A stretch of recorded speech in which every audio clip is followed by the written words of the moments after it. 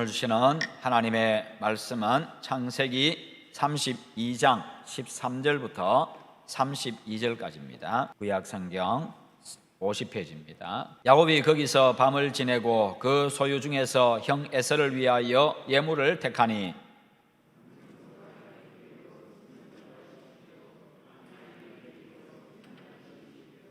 전나는 낙타 30과 그 새끼요, 암소가 40이요, 황소가 10이요, 암나귀가 20이요, 그 새끼 나귀가 10이라.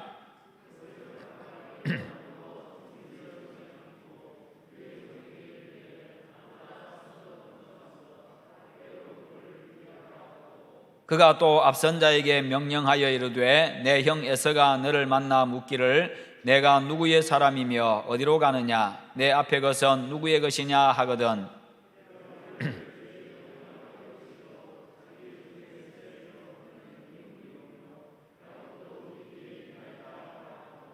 그 둘째와 셋째와 각 때를 따라가는 자에게 명령하여 이르되 너희도 에서를 만나거든 곧 이같이 그에게 말하고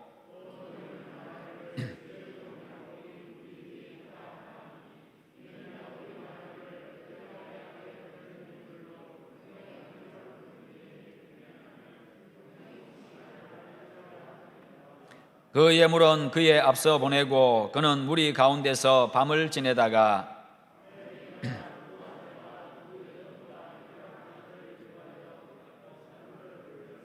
그들을 인도하여 시내를 건너가게 하며 그의 소유도 건너가게 하고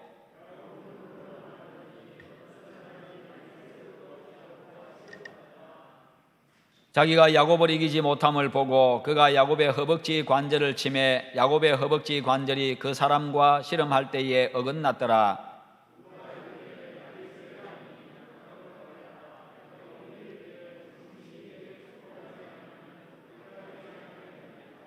그 사람이 그에게 이르되 내 이름이 무엇이냐 그가 이르되 야곱이니이다.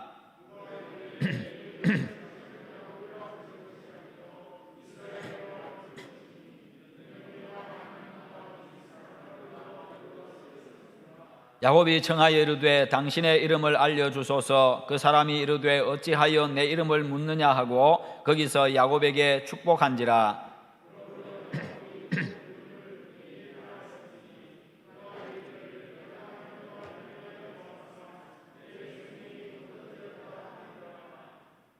그가 분이엘을 지날 때에 해가 돋았고 그의 허벅다리로 말미암아 절었더라.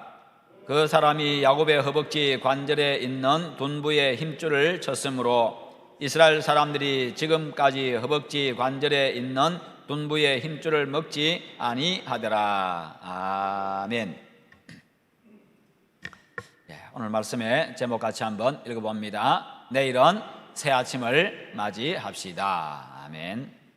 오늘 우리가 만나는 사람은요 참으로 파란만장한 인생을 살았던 사람입니다. 그런데 그런 인생을 살게 된 것은 전적으로 자기 자신의 잘못 때문이었습니다. 그러니 누구를 원망하거나 탓할 것도 없습니다. 변화되기 전에 그는요 거짓말하고 잠깨 부리고 가는 곳마다 문제 일으키고 그리고 도망다니고 참 지저분한 인생이고 짜증나게 하는 그런 사람입니다. 해도 너무한 그런 사람으로 우리가 성경을 보면 보입니다. 그런 그를 하나님은 더 이상 두고 볼 수가 없어가지고 어느 날 그의 삶에 하나님이 개입하셔가지고 그를 고치시기로 작정하십니다. 사랑하는 자녀요 그리고 하나님의 구원 역사에 귀하게 쓰임받아야 될 그런 인물이기 때문에 하나님께서 채찍을 드신 것입니다. 그 사람은 우리가 잘 알고 있는 믿음의 조상 야곱입니다. 그를 고친 장소는 야복강 나루터고 그를 고친 시간은 아주 캄캄한 밤이었습니다. 야곱은요 자신이 고향으로 향해 가는 길에 날이 저물어 가지고 하룻밤 노숙하는 정도로만 생각했겠지만은 하나님은 야곱을 그곳을 야곱을 변화시키는 장소로 사용을 하셨습니다. 그곳에서 야곱이 하나님과 씨름을 하게 되는데요. 그 씨름은 이 야곱이 먼저 시작한 씨름이 아니라 하나님께서 야곱에게 걸어오신 씨름입니다. 사실 야곱은요 이 싸움에 대한 생각이 전혀 없었습니다. 그저 그는 야복강 나루터에서 이 밤에 잠이 오지 아니하고 형을 만날 생각을 하니까 두려워서 잠이 오지를 않습니다. 옛날에 너무나도 큰 잘못을 저질렀기 때문에 그런 가운데서 잠 못 이루는 그 밤에 그냥 고민하고 또 고민하고 그냥 그렇게 두려움에 휩싸여서 그렇게 있었을 뿐이었습니다. 그곳에 하나님께서 먼저 찾아오셔가지고 야곱에게 지금 싸움을 거신 겁니다. 24절에 보면 야곱은 홀로 남았더니 어떤 사람이 날이 새도록 야곱과 씨름하다가, 누가 야곱에게 싸움을 겁니까? 어떤 사람이라고 밝히고 있는데 그는 단순한 그냥 평범한 사람이 아니라 하나님이셨습니다. 본문의 내용이 무엇입니까? 20년 전에 야곱이 잔꾀를 써가지고 형 에서로부터 장자의 명분을 빼앗았습니다. 거기다가 아버지 이삭을 속여가지고 장자의 축복도 자신이 받아버렸습니다. 그것에 화가 난 형 에서가 자신을 죽이겠다고 그렇게 계획을 세우고 있으니까요, 그것을 피해가지고 외삼촌 라반의 집으로 피신을 했었습니다. 그런데 그렇게 집을 떠나간 것이 20년 세월이었습니다. 형 에서의 이제 화가 좀 풀리고 나면, 마음이 좀 누그러지고 나면은 다시 집으로 돌아갈 수 있을 것으로 생각했습니다만, 사람의 일이라고 하는 것이 그냥 그렇게 계획대로 마음먹은 대로 되는 게 아닙니다. 세상이 그렇게 마음대로 돌아가는 것도 아니잖아요. 그러다 보니까요, 떠나간 세월이 20년 세월이었습니다. 그동안 외삼촌이자 장인이 된 라반의 집에서 참 고생도 많이 하고 외삼촌으로부터 속기도 하고 그렇게 하면서 그렇게 일하다가 이제 많은 재산도 모으게 되었습니다. 그런 가운데 나이가 점점 들어가니까 고향 생각이 납니다. 그래서 그는 결단을 하고 20년 도피 생활을 청산하고 고향으로 돌아가기로 결심을 합니다. 그런데 그 많은 재산과 가족들과 종들을 거느리고 고향으로 돌아가던 길에 형을 만날 것을 생각하니까 지금 두려움이 찾아오고 걱정이 태산입니다. 형을 볼 면목도 없고 형이 어떻게 나올지도 모르는 그런 상황. 형은 또 성격 자체가 아주 칼칼한 성격입니다. 아주 직선적인 성격이고요, 좀 거친 성격입니다. 그래서 야곱은요, 다시 자기의 장기였던 잔꾀를 또 씁니다. 일단 전체 행렬을 3분대로 나눕니다. 그리고 1분대, 2분대를 앞세우고 제일 뒤에는 3분대에는 자기가 아끼는 아내와 자식들을 또 배치를 하고 제일 마지막에 자기 자신이 따라갑니다. 여차하면은 자신의 목숨을 보존하기 위함이지요. 그리고는 종들에게 부탁합니다. 우리 형님을 만났을 때 제일 앞에 가다가 형님 만났을 때에 형님이 만약에 이게 다 뭐냐고, 앞에 오는 이 무리가 다 무엇이냐고 물으면 우리 주인 야곱님께서, 우리 주인님께서 바로 형님 에서에게 드리는 선물입니다, 그렇게 이야기하도록 그렇게 시켰습니다. 다시 말하면요, 자신이 20년 동안 생고생해서 모은 전 재산을 다 바쳤으라도 형님의 마음을 누그러뜨리고 형님의 마음에 환심을 사가지고 아주 안전하게 고향으로 돌아가겠다는 겁니다. 이렇게 거대한 아부의 행렬을 앞세우고 맨 뒤에서 따라가는 도중에 날이 어두워지고 말았던 겁니다. 야보강 나루터에서 캄캄한 밤에 홀로 밤을 지새우는 이 야곱의 마음에 불안과 걱정이 엄습을 해옵니다. 도무지 잠이 오지를 않습니다. 밤은 점점 깊어만 가지만 잠이 오지를 않습니다. 잠 못 이루는 이 야보강 나루터의 밤이었습니다. 그는 지금 기도해가지고 문제를 해결하려고 하는 그것도 아닙니다. 철학기도 하기 위해서 잠 못 자는 것도 아닙니다. 어떻게 하면 형님의 마음을 달래가지고 고향으로 무사히 돌아갈 수 있을까? 지금 그 머리 짜내고 있습니다. 그 고민하고 있습니다. 어떻게 하면 형님이 나를 받아줄 수 있을까? 이렇게 야곱이 불안과 근심과 초조함 가운데서 어떻게 할 바를 모르고 고민하고 있을 때에 갑자기 누가 와서 자기를 붙잡고 자기를 막 쓰러뜨리려고 합니다. 자신에게 싸움을 겁니다. 이렇게 야곱이 그렇게 갑자기 당하는 그런 싸움이었습니다. 그는 본능적으로 자기를 보호하기 위해서 자신도 그 싸움에 합류해가지고 결국에는 자기도 결투를 벌이기 시작합니다. 아무것도 보이지 않는 칠흑 같은 밤에 야복강의 혈투가 시작이 된 겁니다. 이 싸움은요, 야곱이 시작한 싸움이 아니라 하나님께서 걸어오신 싸움입니다. 하나님께서 왜 그렇게 하십니까? 지극히 인간적이고 야가 빠진 야곱, 그러나 하나님의 백성이기 때문에 버릴 수 없는 야곱, 그 많은 세월을 지켜보셨지만은 조금도 변하지 않은 이 야곱을 바꾸시려고 하나님께서 그의 인생에 개입을 하신 겁니다. 하나님께서 그를 변화시키기 위해서 어떻게 하십니까? 먼저 야곱을 혼자 있게 하십니다. 그것도 캄캄한 밤에 야곱을 혼자 있게 하십니다. 인간은요, 혼자 있을 때 정직할 수 있습니다. 혼자 있을 때 가면을 쓸 필요가 없습니다. 분장할 필요도 없고 변장할 필요도 없습니다. 사람들과 어울려 있을 때 우리는 괜히 폼 잡고 허세를 부리고 또 과장을 합니다. 그러나 누구의 눈치도 볼 필요가 없는 나 혼자만의 정직한 시간, 거기서 인간은요 자신의 참모습을 발견할 수 있고 하나님을 만날 수 있고요, 거기서부터 참된 신앙이 시작이 되어집니다. 인간은 나 혼자 있을 때에 내가 어떤 존재인지를 알게 되어집니다. 그러면 하나님을 찾게 됩니다. 그래서 가끔은 홀로 있는 시간이 필요합니다. 야곱은 지금까지 진정한 의미에서 홀로 있는 고독한 순간이 없었던 사람입니다. 사람들 속에서 계속 허세를 부리면서요 연극하는 삶을 살았습니다. 이 연극 때문에 인간은 자기 자신의 참모습을 잃어버리고 맙니다. 이 허세 때문에 괜히 폼 잡느라 하나님 앞에서 정직하지 못하게 되고 사람들 앞에서 정직하지 못하게 됩니다. 그래서 하나님께서 야곱을 혼자 있게 하시고 1:1 교육의 현장을 지금 마련하신 겁니다. 하나님은 야곱이 말로에서는 항복할 위인이 아님을 아셨습니다. 그래서 캄캄한 밤에 나루터에 혼자 있게 하신 다음에 갑자기 싸움을 걸었던 겁니다. 우리 주님께서는 가끔 우리를 혼자 있게 하십니다. 어려움을 통해서, 그리고 외로움을 통해서, 힘든 일들을 통해서요, 그리고 여러 가지 그런 어려운 현실들과 맞닥뜨리게 하십니다. 그냥 그때는 주변에 아무도 없는 것처럼 느껴지게 하고요, 그냥 나 홀로군, 나 혼자구나, 이런 순간에는 결국에는 인생이 나 혼자구나 하는 것을 느끼게 하십니다.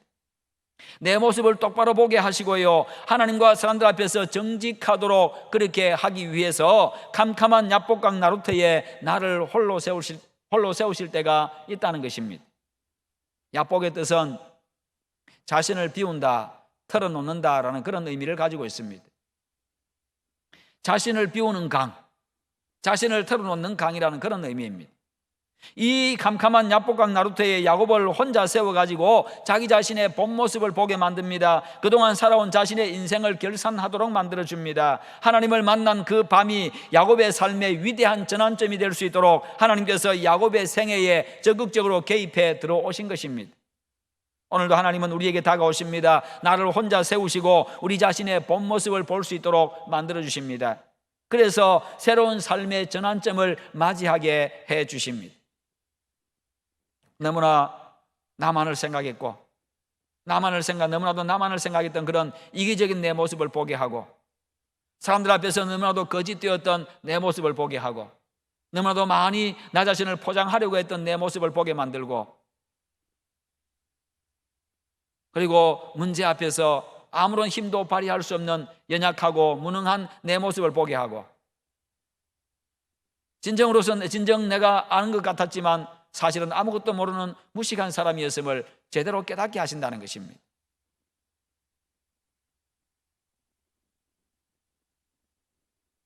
그래서 우리 인생이 새롭게 출발할 수 있도록 만들어 주십니다. 여러분, 이 시간이 하나님 앞에 여러분들이 홀로 서는 시간이 되시기를 축원합니다. 하나님의 말씀을 통해서요, 하나님의 말씀을 통해서 여러분이 혼자 있는 그런 시간이 되시고, 그 말씀을 통해서 내 자신을 발견할 수 있기를 바랍니다. 그래서 자신의 모습을 발견하고 인생의 위대한 전환점이 되는 그런 시간이 되시기를 축원합니다. 두 번째는요, 하나님은 야곱을 혼자 있게 하신 다음에 그에게 가장 중요한 것을 깨닫게 하십니다. 25절에 보니까 자기가 야곱을 이기지 못함을 보고 야곱의 허벅지 관절을 치매 야곱의 허벅지 관절이 그 사람과 씨름할 때에 어긋났더라. 하나님께서 야곱의 허벅지 관절을 쳐서 어긋나게 하셨습니다. 그러자 야곱이요, 이제는 자신이 어쩔 수 없음을 느끼게 되었습니다. 씨름하다가 관절이 어긋나 버렸습니다. 이제는 더 이상 대항할 수 없습니다. 고통스럽습니다. 더 이상 반항할 수 없게 되었습니다. 그는 지금까지 자기 힘으로 살았고 자기 꾀로 살았습니다. 지금까지는 자기 힘과 노력과 잔꾀가 통했습니다. 자기가 노력하면 그것이 통했고, 잔꾀를 부리면 그것이 통했고, 사람들이 속아 넘어갔고요. 그런데 문제는 바로 그게 문제였습니다. 그게 통한 게 문제였다는 것입니다. 그것 때문에, 그 통한 것 때문에 자기 자신이 잘난 줄 알았습니다. 그냥 그렇게 살아도 되는 줄 알았습니다. 하나님 없이도 되는 줄 알았습니다. 하나님이 진정으로 자신의 삶에 필요한 분이고 주인이라고는 생각하지를 않고 살았습니다. 자기 힘과 자기 꾀가 통한 것이, 그래서 잘 풀려왔던 것이 오히려 자신의 인생에 화가 되고 만 것입니다. 여기서 우리가 심각하게 자신을 돌아봐야 합니다. 나는 진정으로 하나님을 내 삶에 없어서는 안 될 분으로 내가 생각하며 그렇게 살아왔는가? 내 힘만으로 얼마든지 살아갈 수 있다고 생각하며 살고 있지는 않은가? 하나님을 진정 내 왕, 내 주인으로 고백하며 그분의 다스림을 내가 받고 살아가고 있는가? 아니면 그렇지 못하다 보니 찬송도, 기도도, 예배도 혹시 모두 타성에 젖어 있지는 않은지. 야곱은요, 허벅지 관절이 어긋나가지고 전혀 힘을 쓸 수 없는 지금 자신의 힘으로는 어찌할 수 없음을 그가 깨닫게 됩니다. 자기 한계를 깨달은 겁니다. 지금 형을 만나게 되는데 몸이라도 건강하게 만나야 될 거 아닙니까? 그런데 지금 허벅지 관절이 어긋나고 말았습니다. 절개되었습니다. 허벅지 관절이 어긋남으로써 이제 사실상 싸움이 끝났습니다. 그제야 그는요, 자신과 싸우는 사람이, 그 사람이 하나님이심을 깨닫게 됩니다. 처음에는요, 형이 보낸 자객인 줄로만 생각했을 겁니다. 형이 나를 죽이기 위해서 누군가를 보냈구나, 그런 생각도 안 했겠습니까? 그러나 허벅지 관절이 어긋난 후에야 그분이 하나님이신 줄 깨달았습니다. 그래서 29절과 30절에 보면요, 그분으로부터 축복을 받은 이후에 그곳 이름을 브니엘이라고 짓습니다. 그 야복강 나루터를 브니엘이라고 짓습니다. 브니엘의 뜻은 하나님의 얼굴이라는 뜻입니다. 하나님을 대면한 곳이라는 그런 뜻입니다. 하나님의 얼굴을 본 곳, 바로 그곳을 브니엘이라고 지었습니다.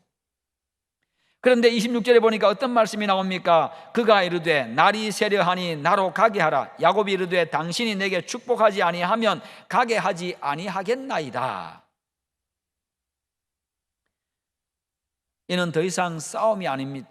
더 이상 이제부터 싸움이 아닙니다. 이것은 추하고 거짓된 자기 자신의 본 모습, 아무런 의미도 가치도 없이 살았던 그런 자신의 인생, 그저 자기 욕심만 채우기 위해서 살았던, 그러면서 남을 속이며 살았던 그런 자신의 추한 인생, 아무 소망도 없는 자신의 인생을 발견한 이 야곱의 마지막 몸부림이었던 것입니다. 이제는 하나님 안에서 똑바로 살겠다는 겁니다. 이제는 한 인간으로서 의미 있게 살고 가치 있게 살고 새로운 인생을 살겠다는 그의 다짐이었고요, 자신의 본 모습을 발견하고 절망한 한 인간의 처절한 몸부림이고 매달림이었습니다. 이 순간을 놓치고 나면 내 인생은 이제 절망적이구나, 그것을 깨달은 겁니다.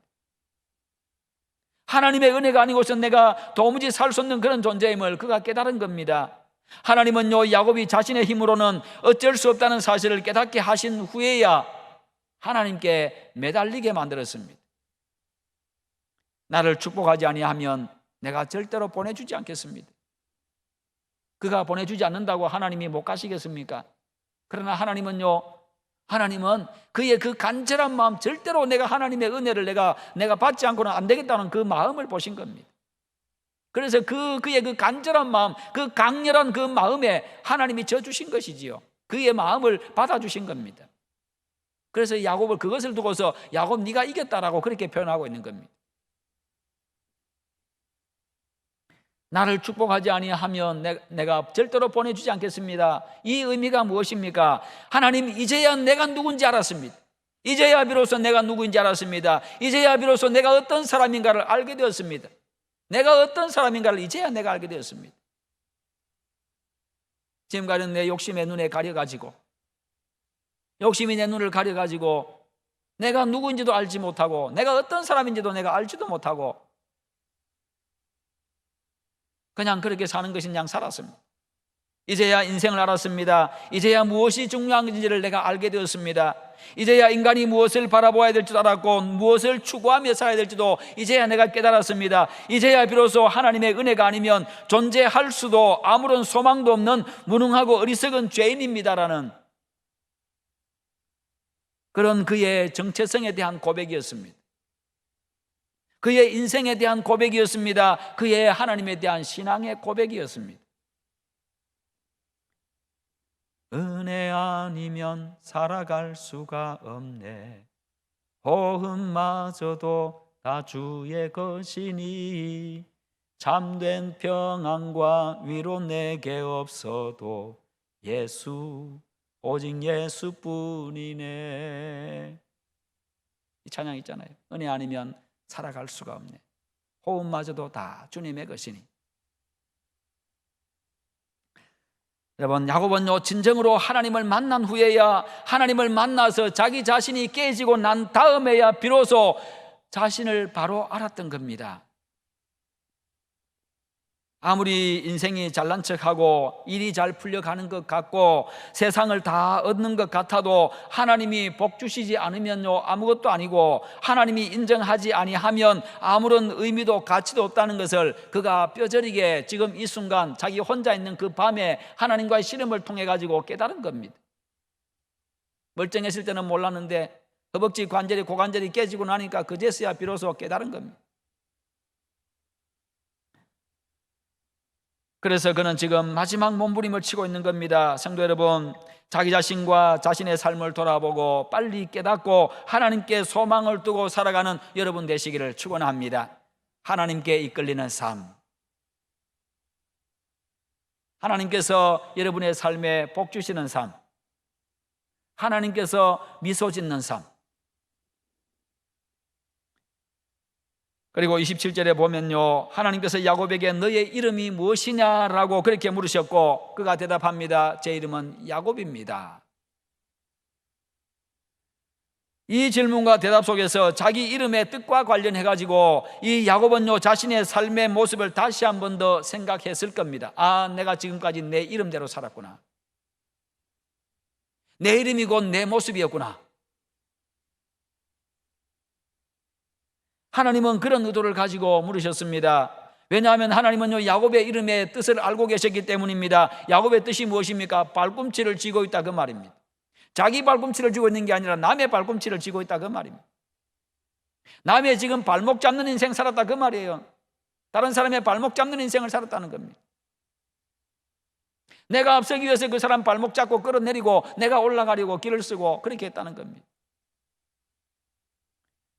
왜 이런 이름을 지었습니까? 그는 출생할 때부터 형의 발꿈치를 잡고 나왔기 때문입니다. 태어나면서부터 그는요 1등 하지 아니하면 살 수 없는 그런 사람, 이기지 않고는 지고는 살 수 없는 그런 인간으로 태어났습니다. 그래서요 자기 인생 속에서도 수단과 방법을 가리지 아니하고 자기 목적을 성취하기 위해서 그렇게 살아왔습니다. 그러나 하나님을 만난 후에 새로운 사람이 되자 하나님께서 그의 이름을 바꾸어 주십니다. 내 이름을 다시는 야곱이라 부를 것이 아니요 이스라엘이라 부르리라. 여러분, 야곱 남의 발꿈치나 잡고 남의 발목이나 잡는 그런 인생으로 네가 앞으로 살 것이 아니다. 이제부터는 너는 이스라엘이다.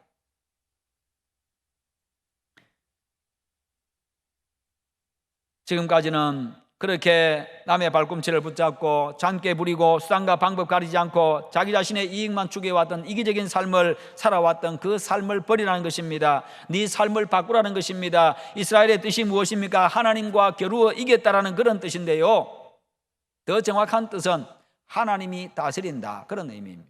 이스라엘, 하나님이 다스린다. 지금까지는 네 욕심이 너를 다스렸고 너를 이끌어왔지만, 너의 주인이 되었지만, 그러나 지금부터 너의 주인은 나다. 지금부터 너의 주인은 하나님이다. 지금부터 너를 다스릴 분은 바로 여호와 하나님이다. 너는 하나님의 다스림을 받는 존재로 살아라, 그런 의미입니다. 그때부터 비로소 이 야곱은 이스라엘로 바뀌어졌고 이스라엘 그 이름대로 살았습니다.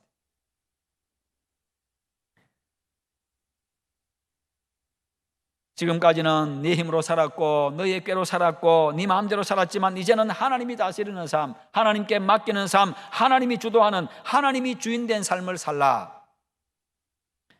바로 여러분의 삶이 이스라엘의 삶이 되시기를 축원합니다.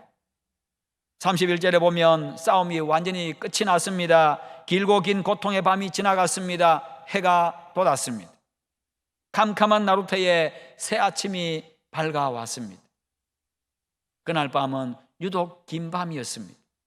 그 긴 밤이 지나가고 새 아침이 밝아왔습니다.